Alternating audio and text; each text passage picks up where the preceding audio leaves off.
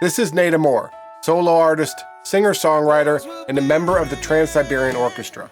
He's performed on huge stages around the country, and he's even been on NBC's The Voice. But here's the crazy part. Nate records all his vocals at home with nothing more than a Shure SM7B and a Focusrite Scarlett. That's it. No fancy studio, no $10,000 signal chain, just great performance and smart technique. And in this 3-part series, we're going to show you exactly how you can record, mix, master, and release your own song from home, start to finish. So in this first episode, we're going to go through how Nate records his vocals at home, the mic, the setup, and his process for getting a great performance without expensive gear. Let's dive in. What's up, Nate? Thanks so much for being here, man. This is going to be an awesome project for us to work on together.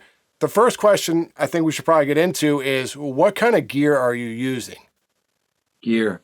It's my favorite talk. There's not a lot of hardware. It's basically the SM7B, the microphone. Pull that thing out. Hello. Look at that, Oh, baby. whoops. I forgot it's actually recording. So I should leave that there. So SM7B and the Scarlett 4i4, which God, I've had for about 7 years now. Yeah, and from an engineer's perspective, like the Scarlett has always been this kind of joke of like the worst pre ever because we have to EQ certain things around 3 kilohertz. But it honestly does sound pretty good. And I've mixed a lot of stuff with you, and it always comes through sounding great. Did you try any different mics or mic pre's before you got to this combo? Yeah, I was in a studio in LA and they had the $40,000 Neumann going on, and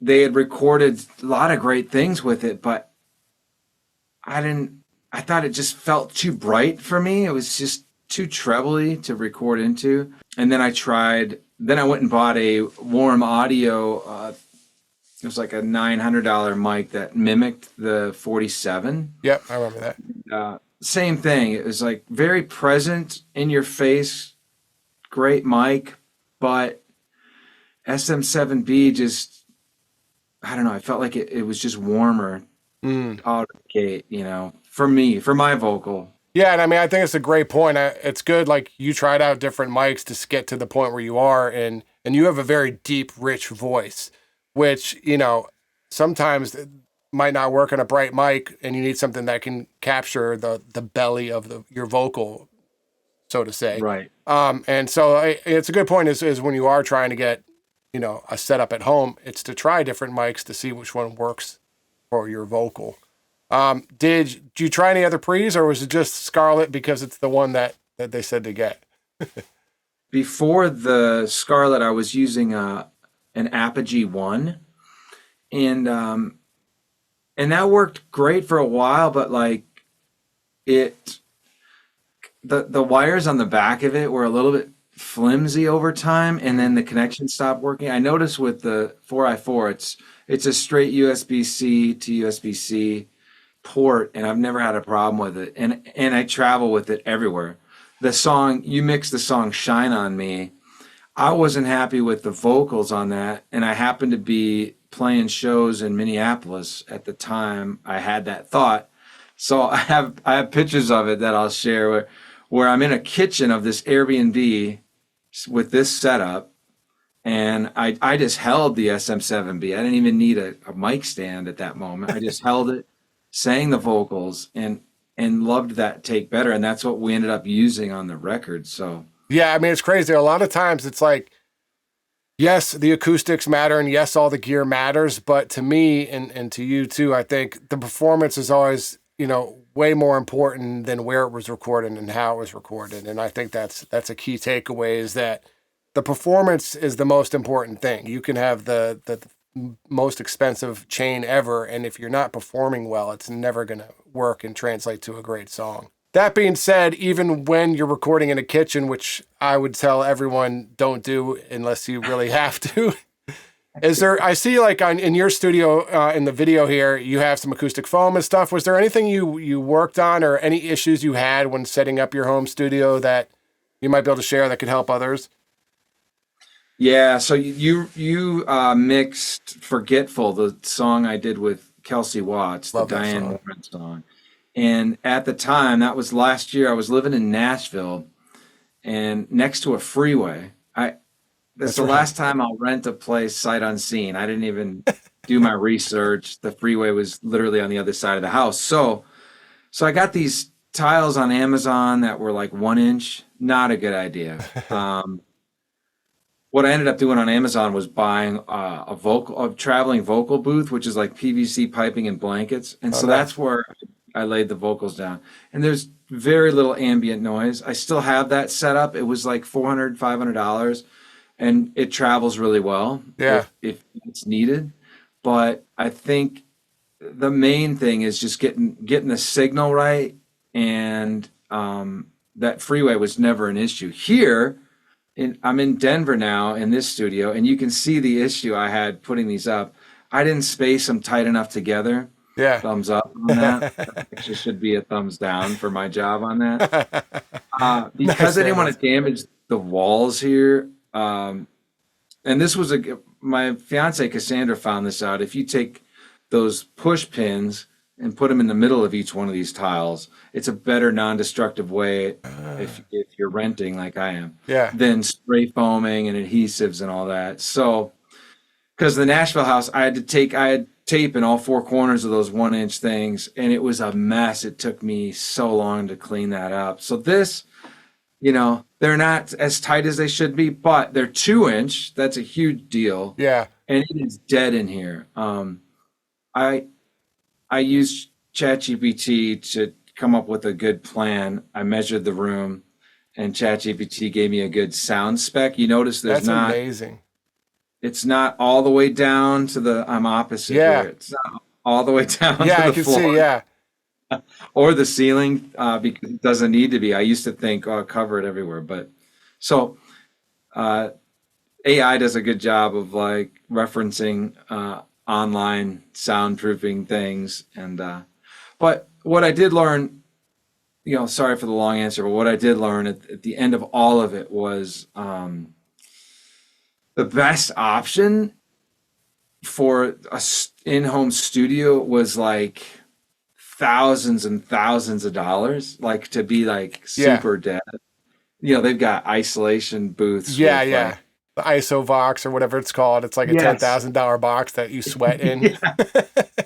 Exactly. And so I was just like, for what we're doing again, I mean, I think about Forgetful. I know for a fact, when Kelsey was singing, I was engineering at the console and listening, and like I could hear the freeway, when I took off an ear, very minimally, but it didn't come through the recordings. And I was like, Yeah, it's true, man. Because when I mixed it, I did not notice that you were next to a freeway. So that's a big round of applause for being able to record next to a freeway, and it sounded great. It's all about the technique. Yeah, your same studio with- sounds great too, man. Like I always think you have the couch. It looks like carpet on the floor, right? Yeah. And then the foam tiles just makes it sound like really nice and dead, which I always say is like the best way to record vocals, because you can always add reverb, but you can't necessarily take it away. Yeah, and that's the thing. Like as a touring musician, it's like, yes, I'm here. I'd say 60% of the time. It works every time. I'm here.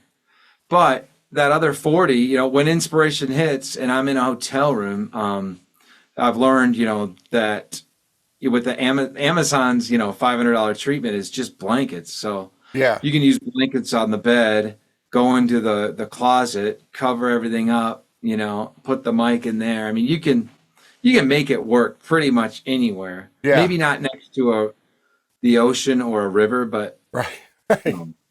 That's awesome. Speaking of like actual recording, I hear a lot of people ask me, what settings do I use on my Focusrite Scarlett in order to make it, optimal? Is it too distorted? Or sometimes I hear people, the other side of it is like, I can hear the background room noise. Is there any tricks you use just to get the Scarlett to, record your voice properly as far as the gain goes?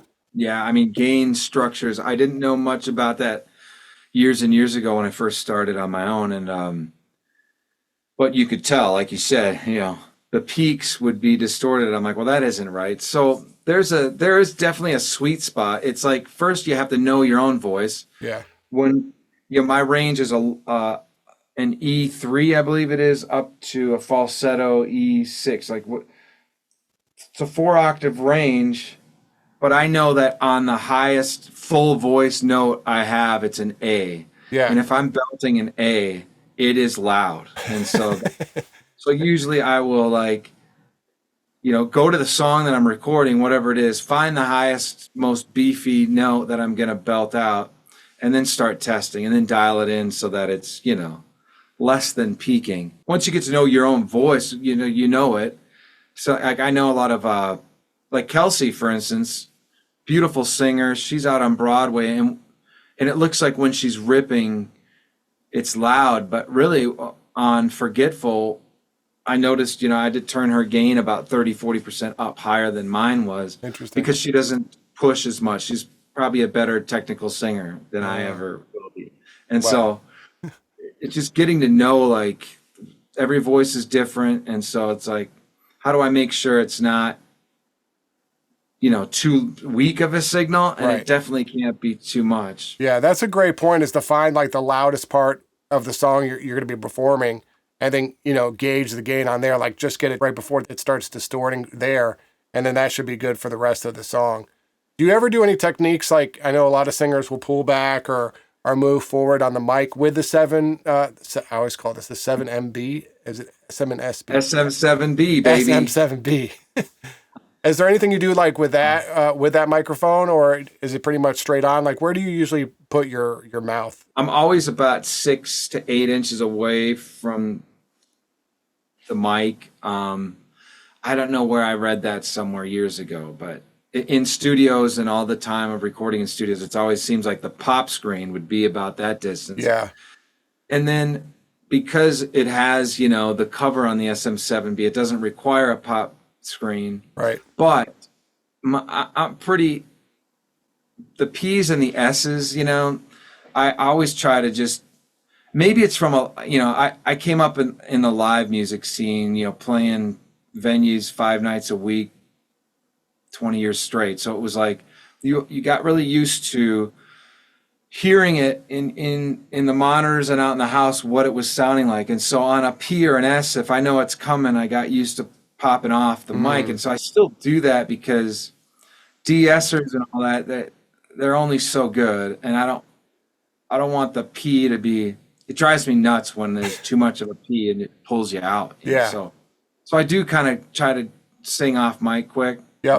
For some of that stuff, but. So now that we understand the gear setup, do you have any process for when you first start recording? Is there any warm-ups you go through or things you do, rituals you do to get your voice ready to record? Well, there's a couple things. So, because of the knowing the voice and, I have a template. And I think most DAWs probably allow templates. I use Logic Pro X. Yep. And so I have a template in there. So I just draw up the template and it's going to have my, acoustic, my vocal, everything there. So on the vocal specifically, it's got a Chris Lord-Alge software plugin by Waze, which CLA Vocals, baby.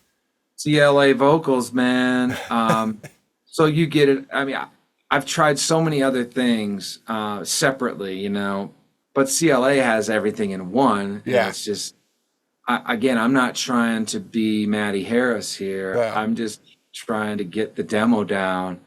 Or, I use these sessions for just to write. It's like painting. It's a blank canvas. What do we want to write today? Yeah.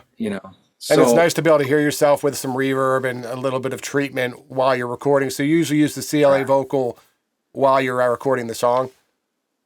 Yeah, that's a huge point. Like I'm very uninspired when it's dry and I want it to sound good out of the gate so that I feel more inspired to keep creating whatever it is, Yeah. So, and usually I always start with keyboard, which that's another piece of hardware that is MIDI based. So yeah, you can get the $40 little 20 key M audio keyboard. or whatever it is.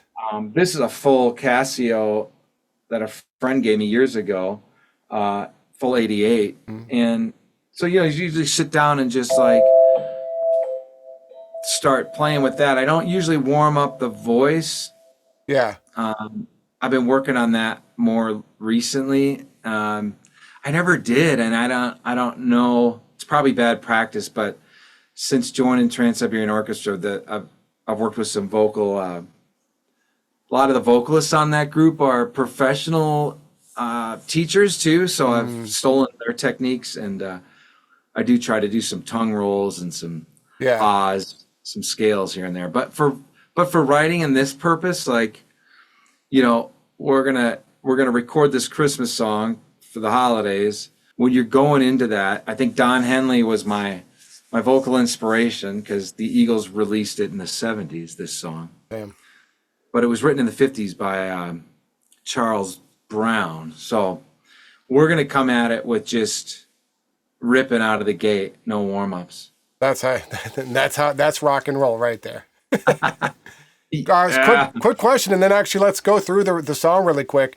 Do you, when you record, and I think I know the answer to this, but maybe I'm wrong, do you use headphones or do you listen through the speakers? Yeah, I don't even know where I got these. Check out the electrical tape. Ooh, those have been on the road a few times. These are called ultrasound. I don't even know how to say that. I've never even seen those, and I've studied a lot of headphones. Dude, I mean, look at the ear pads. Wow. I just, and I also have the KRK, studio monitors, but I rarely use those. I'm always in here, because when I take the mixes, these demos, to my car, to the speakers, the Apple, speakers upstairs, it's such a, like, the reference is so on point from what we did here with those. So I guess it's like, again, it's probably just like the mic that you find for your voice would be the same with the headphones. Yeah, I mean, and that's such a great point, because everyone's like, you just follow this guy and that's how it works. But like, everyone's different and everyone hears differently, and so it takes time to find the tools that work for your voice and your way of working and everything. So I think that's cool that I didn't know that you did a lot of your even post-production just with the headphones. That's pretty cool. So let's get into the Christmas spirit. So just so you know, guys, we're this whole series we're doing for a song Nate's going to be releasing for the holidays. And Nate, do you want to introduce the song before we get into the little performance of it for everybody? Yeah, the song is called Please Come Home for Christmas, written by Charles Brown. Great. Well, let's get into it. Bells will be ringing, the sad news. Oh, what a Christmas to have the blues. My baby's gone, and I have no friends to wish me greetings once again. Choirs will be singing a silent night. All right, so you all got to hear the song, and obviously through video magic, we're not going to make you sit through Nate recording every single piece, but I do want to talk about how it was all put together. And I think it's smart, because a lot of people watching this might be vocalists or trying to record their vocals at home, to talk about that first. What is your approach? A lot of people always ask me, like, how many doubles should I do? Or what harmonies do I need to add to my song? On this song in particular, and then maybe just broadly, what was your approach to adding, doubles or harmonies to different parts? A lot of times I'll double the lead vocal. I did in this one because it kind of had that, the Eagles, when they covered it, they kind of kept with the 50s vibe. I think they sped it up a little bit. It got close to like 90 BPM. So I liked that speed of it, but it was like, I want the vocal to ride on its own, but with lots of background vocals. When the second verse comes in on this song, it's referencing Christmas carols, choir. It's referencing choirs will be singing is the line. And then that choir comes in where I bring in the oohs and ahs. And I think I doubled each of the 3-part harmonies. So there's about six background vocals, which thicken up the lead enough too, where. And that's Didn't really a great point, because a lot of times people ask me, like I said, how many doubles, how many harmonies, and it's like 6 tracks. To some people might be like, whoa, that's a lot of tracks of vocals, but that's how you make things sound thick. There's no like special plugin, which a lot of people, especially nowadays, want to have. It's like, oh, just like melodyne my doubles or melodyne my harmonies, and it just doesn't work like that. It's like you actually have to sing them and do layers, and that's how you make, a chorus sound bigger than a verse, right? So it's like really interesting to hear that you do 6 layers of just the oohs and ahs to make them sound the way they do. These end up becoming a demo that I pass to you, the mix master, to hear what my vision was on a bounce. Right. And so I'll put the panning assignments in there. It's good to have that reference bounce to know what the producer was kind of looking to get at. Yeah, 100%. Especially nowadays, like a lot of people, like back in the day, it was like you would go to the mixer and just give them all the dry tracks. And I think things have changed so much where like you're recording your home studio, you have certain plugins you use, and that becomes, to me at least, part of the production of the sound. You know what I mean? Like a lot of those plugins make that song sound the way that it does now. So, I've changed the way I've worked over the years where I'll end up using a lot of that and then building upon it. And I think it comes out the best way to maintain the vibe and the intention of the song while also, improving it with other things, through different plugins and all that.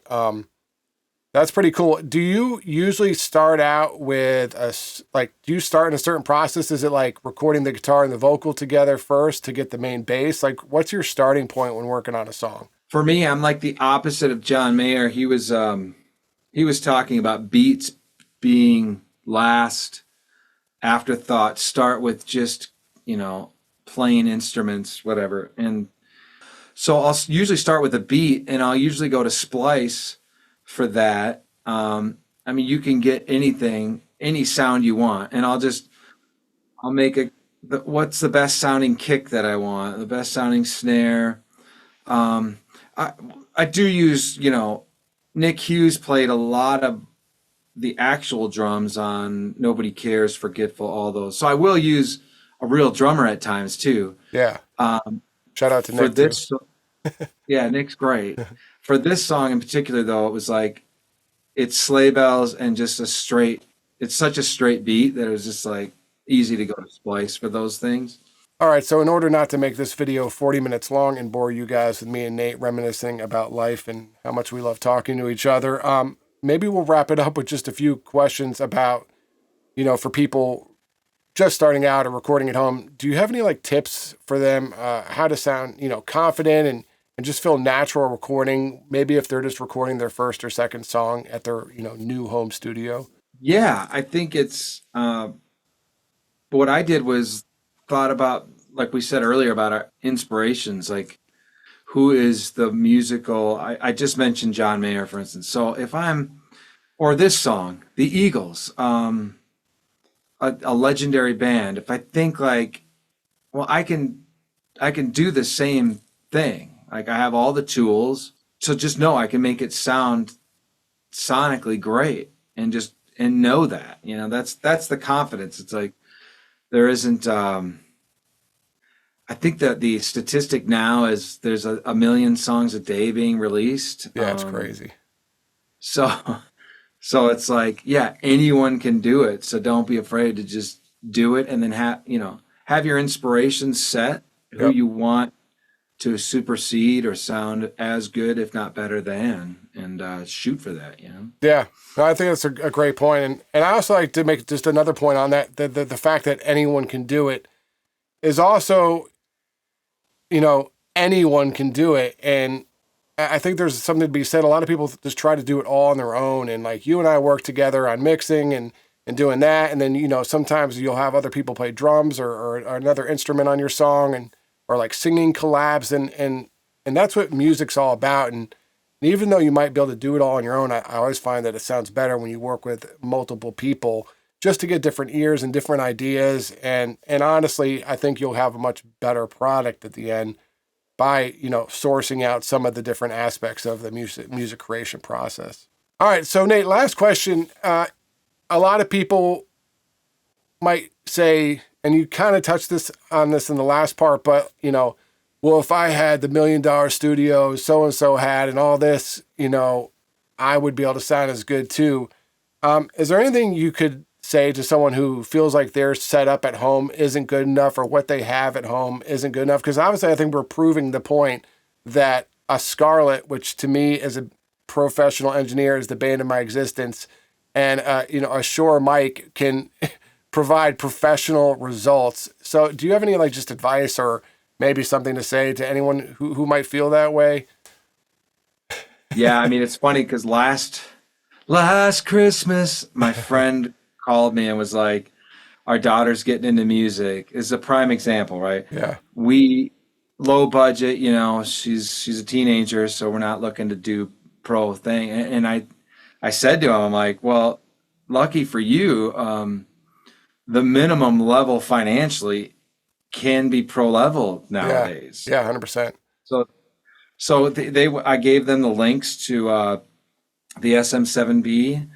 I gave them an M audio interface and a Scarlett 4i4. Mm-hmm. And I think they ended up getting the Scarlett. And I think all in they were at $500 because they handed her down their M1 computer, which is enough. And M1 Apple Silicone's enough. Still that amazing. was $500. Yeah. You can get one of those used right now for $4 to $5. So for about $1,000, you can have a professional setup. Yeah. With everything. All right, Nate. Well, so I think we got the whole song finished and recorded. I'm going to get onto the mix, which you can watch in the next video coming out soon.